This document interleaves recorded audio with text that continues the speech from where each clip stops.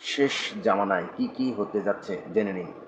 রাসূলুল্লাহ সাল্লাল্লাহু আলাইহি ওয়াসাল্লাম বলেছেন, শেষ জামানায় মানুষ সত্যকে মিথ্যা ভাববে আর মিথ্যাকে সত্য বলে প্রচার করবে।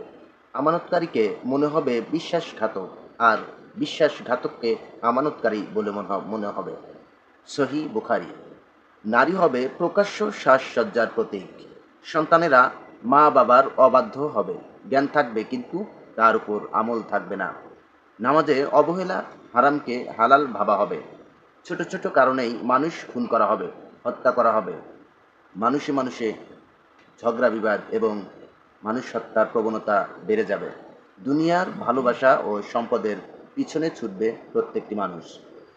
তবুও যারা ঈমান ধরে রাখবে তাদের জন্য রয়েছে বিশাল পুরস্কার। যে ব্যক্তি ফিতনার যুগে দ্বীনের উপর অটল থাকবে সে যেন আমার সাহাবীদের মতো মর্যাদা লাভ করবে কিয়ামতের ময়দানে। তিরমিজি শরীফের হাদিস।